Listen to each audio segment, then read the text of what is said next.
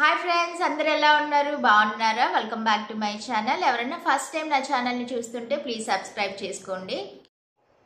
Friends, ఎవరైనా అబుదాబికి job searching కోసం రావాలనుకుంటే ఫస్ట్ ప్రొసీజర్స్ అన్నీ ఎలా ఉంటాయి అంటే జాబ్ ఎలా సెర్చ్ చేసుకోవాలి, ఏ వెబ్సైట్స్లో సెర్చ్ చేసుకోవాలి, నెక్స్ట్ రూమ్ ఎలా సెర్చ్ చేసుకోవాలి అండ్ ఫుడ్కి ఎంత ఖర్చు అయింది, ఇవన్నీ కూడా ఈ వీడియోలో ఉంటాయి ఈరోజు. సో ఫస్ట్ నుంచి లాస్ట్ దాకా వీడియోని స్కిప్ చేయకుండా చూడండి. మనం ఎక్కడికి వెళ్ళాలన్నా కూడా ఫస్ట్ మనకు కావాల్సింది పాస్పోర్ట్. ఆ పాస్పోర్ట్తో ఏ దేశమైనా వెళ్ళొచ్చు కదా. అండ్ వీసా ఫస్టే ఆన్లైన్లో అప్లై చేసుకోండి. వీసా కన్ఫర్మ్ అయిన తర్వాతే ట్రావెలింగ్ అనేది స్టార్ట్ చేయండి మీరు. ఓకేనా? ఫస్ట్ వీసా అండ్ పాస్పోర్ట్ అనేది పర్ఫెక్ట్గా ఉండాలి. సో అందులో ఏదైనా ఎర్రర్స్ ఉంటే కనుక మిమ్మల్ని ఎయిర్పోర్ట్లోనే స్టాప్ చేసేస్తారు.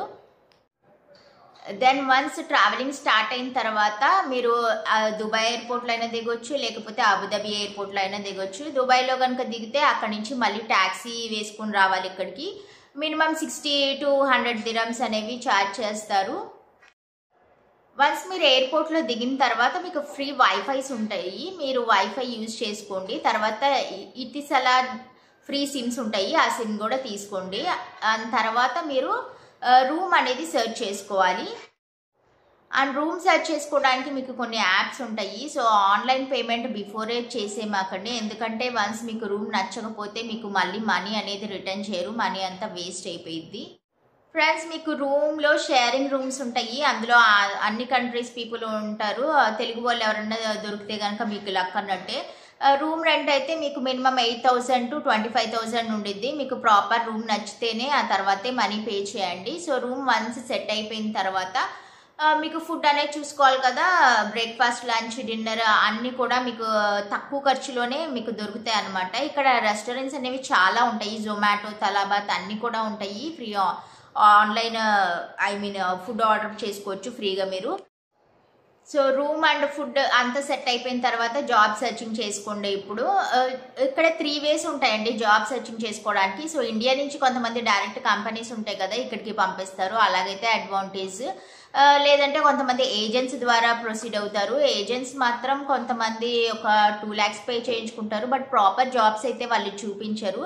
అండ్ కొంతమంది అయితే మనీ తీసుకున్న తర్వాత కనిపించరు. ఇవన్నీ ప్రాబ్లమ్స్ని అవాయిడ్ చేయడానికి మీరే విజిట్ వీసా మీద ఇక్కడికి వచ్చి ప్రాపర్గా 1 or 2 months స్టే చేసుకొని జాబ్ సెర్చ్ చేసుకోవడం better.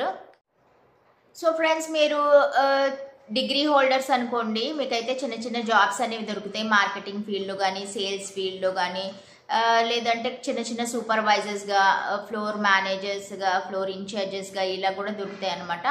It depends on your degree అనమాట. ఫస్ట్ అయితే మీరు ప్రాపర్ రెజ్యూమ్ని అప్లోడ్ చేసుకోండి. దానికి ఇండీడ్లో కానీ గల్ఫ్ నౌకరీస్ ఉంటాయి అనమాట. సో వాటిలో మీరు అప్లోడ్ చేసుకోండి మీ CV అనేది. అండ్ వాకిన్ ఇంటర్వ్యూస్ ఉంటాయి, డైరెక్ట్గా మీరు వెళ్ళి ఇంటర్వ్యూస్కి అటెండ్ అవ్వచ్చు. మీకు ప్రాపర్ మంచి కమ్యూనికేషన్ ఉంటే ఈజీగా జాబ్ దొరికిద్ది. అండ్ ఎక్స్పీరియన్స్ ఉంటే ఇంకా ఫెచ్చింగ్ అనమాట.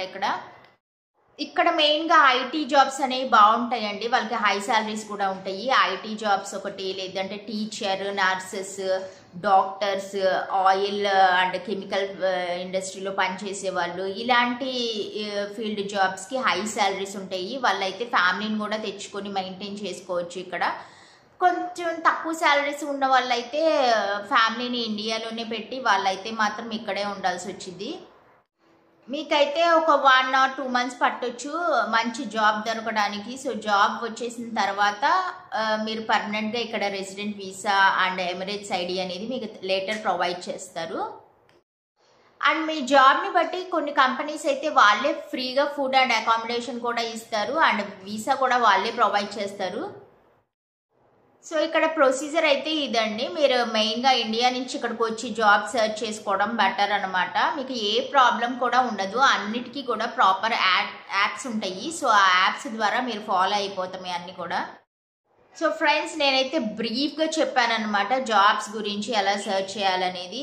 సో ఇన్ డీటెయిల్డ్గా చెప్తే ఇంకా లెంత్ ఎక్కువైపోయింది అండ్ మీకు బోర్ అయితే కూడా కొట్టొచ్చు. మీకు ఇంకేమైనా డౌట్స్ ఉంటే నాకైతే కామెంట్ చేయండి ఫ్రెండ్స్. అండ్ వీడియో చూసిన తర్వాత లైక్ చేయడం అయితే మర్చిపోకండి అండ్ షేర్ చేయండి.